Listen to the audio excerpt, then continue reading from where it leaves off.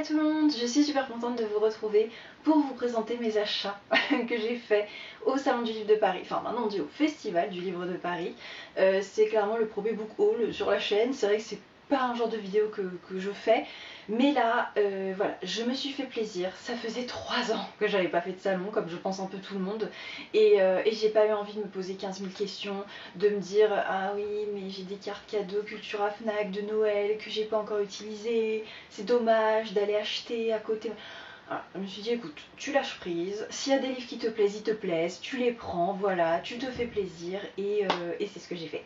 Voilà, j'ai rencontré 5 autrices, si je me trompe pas, et du coup bah voilà, c'était super, retrouver un peu ce feeling de on fait la queue, et encore pas trop longtemps parce que j'y suis allée le vendredi, donc j'ai eu la chance d'avoir très peu de queue en fait pour rencontrer les auteurs, et voilà, c'était super, reparler aux auteurs, leur prendre leurs livres, les voir en vrai, enfin voilà, bref. Sur ce, je vous présente ça tout de suite.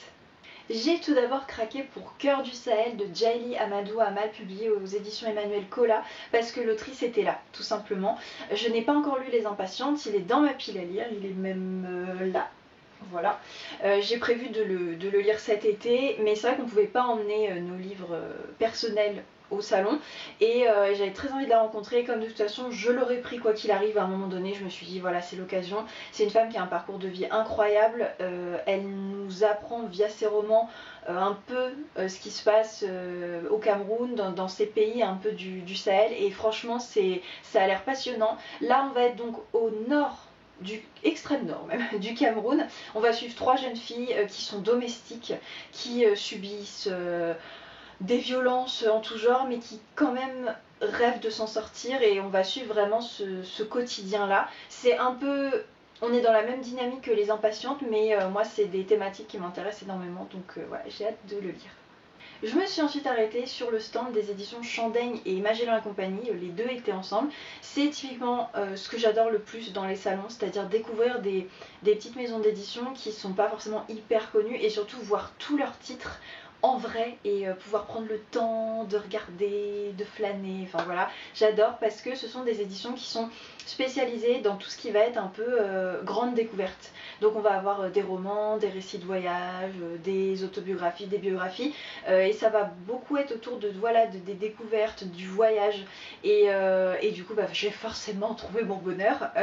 J'ai tout d'abord pris aux éditions Chandaigne Carnet de mémoire coloniale d'Isabella Figueiredo. Donc en fait Isabella Figueiredo, elle a grandi au Mozambique, qui était colonisé par le Portugal, et ce livre, c'est pas un roman, c'est un récit autobiographique, il va en fait raconter l'ambivalence pour elle que représentait son père, qui avec elle était un papa adorable, et qui à côté de ça était un colon violent, raciste, sexiste, enfin voilà, et il y avait vraiment une dualité dans la personne, enfin en son père, et elle va vraiment raconter ça dans son livre, et elle va raconter également le Mozambique, comment c'était à l'époque, et puis son retour un peu contraint au Portugal une fois que le Mozambique va avoir son indépendance. Voilà, c'est clairement le genre de territoire qui est pas vraiment mis en avant dans la littérature, et moi du coup forcément je saute sur l'occasion, et voilà, et du coup j'ai hâte de découvrir ça, et je ne connaissais pas du tout ces éditions, donc leur catalogue avait l'air super, je pense que vous en reverrez sur la chaîne. J'ai ensuite été donc fouinée du côté de Magellan et compagnie, et là j'ai trouvé une collection où il a fallu que je m'auto-retienne. Je me suis dit attends, prends déjà un pays, tu verras après. J'ai donc pris Nouvelles du Costa Rica dans leur collection miniature, où il y a 1, 2, 3, 4, 5, 6, il y a 6 auteurs donc du Costa Rica qui vont raconter au travers de leurs nouvelles des pans de vie et de culture du Costa Rica. Et évidemment il y avait le Pérou, la Colombie, l'Argentine, Cuba, et il n'y avait pas que l'Amérique latine, hein, il y avait d'autres pays, et voilà, moi c'est typiquement le genre de truc, j'ai les yeux en cœur et je fais oh, parce que j'adore, voilà, j'adore découvrir des pays qui sont pas forcément beaucoup mis en avant comme je vous ai dit, et là en plus on est sur des auteurs pareils qui sont pas forcément très connus, donc franchement j'ai trop hâte de découvrir, et j'espère que ça va me plaire pour pouvoir continuer la collection. Alors je vais maintenant passer aux 4 autres livres où j'ai rencontré les autrices. Donc j'ai tout d'abord vu Catherine Bardon, donc je lui ai logiquement pris le tome 2 de la saga des Déracinés, donc qui est l'américaine parue chez Pocket. J'étais trop contente parce que les Déracinés, si vous étiez là l'été dernier, vous savez, ça a vraiment été un énorme coup de cœur, surtout qu'en plus je n'aime pas les gros livres sur le principe et je l'ai dévoré. Et c'est vrai que je ne m'étais toujours pas procuré le tome 2, donc quand j'ai vu qu'elle était là, je me suis dit bon c'est l'occasion. Et ça a été super, j'ai pu discuter un peu avec elle de pourquoi elle a choisi la République Dominicaine, cette thématique là, et d'ailleurs elle m'a dit que son prochain roman se passera en République Dominicaine. Du coup je suis trop contente parce que, une fois encore, comme je vous ai dit précédemment, j'aime les territoires qui sont pas forcément beaucoup mis en avant dans la littérature. La République Dominicaine, ça en fait partie, à part pour parler du fait que c'est paradisiaque avec des super plages. Donc voilà, je suis contente. Et même si celui-ci se passe normalement plus aux États-Unis, j'ai hâte de retrouver tous les personnages du tome 1. J'ai ensuite vu Serena Giuliano et franchement c'était limite celle que je voulais le plus voir, j'étais trop contente. Et du coup je lui ai pris Luna, donc qui est paru aux éditions Le Livre de Poche. Et j'ai vraiment trop hâte parce qu'en plus je vais partir en voyage à Naples là très bientôt. Et du coup ça fait 1 an que j'attends de le lire parce que c'est un voyage organisé, qu'on m'a offert, et du coup ça n'a pas arrêté d'être décalé avec le Covid, et du coup comme je savais que j'allais finir par y aller, je me retenais pour pouvoir le lire vraiment juste avant d'y aller, et du coup je suis trop contente. J'ai ensuite vu Karen Ponte, je ne sais toujours pas comment on prononce, d'ailleurs j'aurais dû lui demander, ça m'éviterait des bugs à chaque fois. Et donc c'était pas prévu, c'est juste qu'en fait je suis passée et oh je l'ai vu, et c'est l'avantage d'y aller un vendredi, c'est que, et en plus c'était pas trop tard, donc les gens n'étaient pas forcément sortis du travail pour arriver, donc bref, elle était assez accessible et je m'attendais vraiment à ce qu'il y ait un monde de fou. Donc je me suis mise dans la file d'attente et je lui ai pris La lumière était si parfaite aux éditions Pocket. Je vous en ai parlé dans ma vidéo nouveauté, je crois que c'était du mois d'avril, ça vient juste de sortir. Et voilà, je ne l'ai encore jamais lu, je me suis dit que c'était l'occasion parce que celui-là me tentait beaucoup. Et puis la couverture printanière s'il vous plaît, voilà, ça va parfaitement pour la saison. Je suis ensuite allée voir Nora Hamzaoui qui était là avec tous ses livres, et je lui ai donc pris Public Imaginaire dans les coulisses de ma tête, qui est paru chez Actes Sud Papier.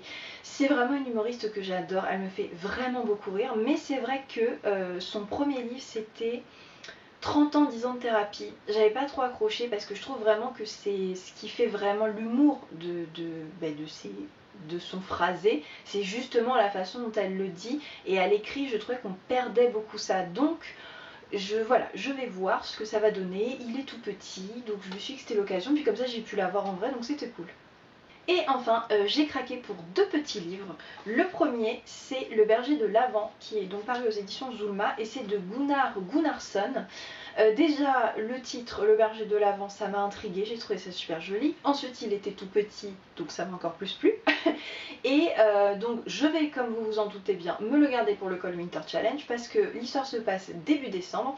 Et comme chaque année, le personnage principal, qui est berger, va partir avec son chien et son bélier donc ça se passe en Islande, dans les terres d'Islande, pour récupérer les brebis qui se seraient égarées avant que l'hiver arrive, parce que sinon elles vont clairement mourir de froid. C'est quelque chose qu'il fait chaque année. Je sais pas si c'est un homme ou une femme en fait, au vu du prénom. On va dire il, mais bon, je suis pas sûre. Et sauf que cette année, en fait, il va être pris dans le blizzard, et je ne sais absolument pas ce qui va se passer. J'imagine qu'il va être un peu pris au piège par les intempéries, et l'idée va être de savoir est-ce que lui, son chien, son bélier vont s'en sortir, est-ce qu'ils vont retrouver les brebis, tout ça.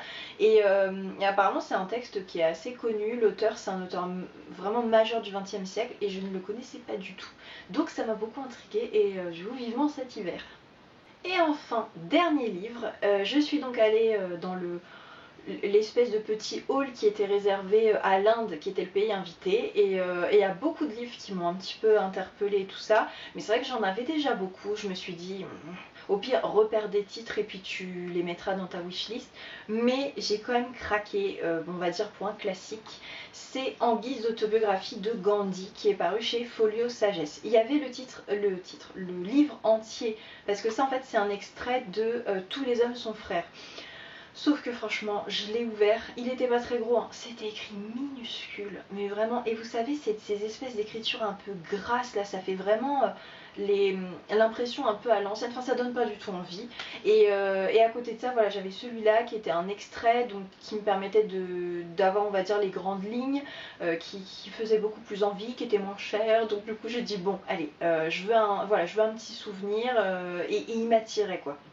Donc voilà, et du coup voilà, je suis contente de l'avoir pris. Ça serait une petite lecture simple, rapide et qui m'apprendra quand même beaucoup de choses sur Gandhi.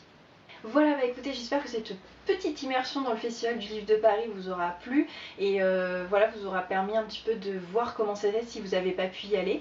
Et puis bah écoutez, n'hésitez pas à me dire si dans tout ce que je vous ai présenté, il y a des livres que vous avez déjà lus pour me donner votre avis. Voilà, j'espère qu'il sera positif et que vous ne me direz pas ah j'ai pas du tout aimé. Voilà, mais franchement je pense pas parce que ils me tentent vraiment tous, voilà, sincèrement, donc j'ai hâte. Il y en a déjà qui vont être réservés à cet été, clairement. Il y en a un, comme je vous ai dit, ça sera pour cet hiver, donc je sais que c'est des livres qui vont s'étaler dans l'année, mais c'est aussi ça que j'aime bien, c'est de se dire j'achète un livre et puis je me le garde précieusement pour une saison particulière. Voilà, sur ce, bah écoutez, je vous dis à très vite dans une prochaine vidéo. Hasta luego!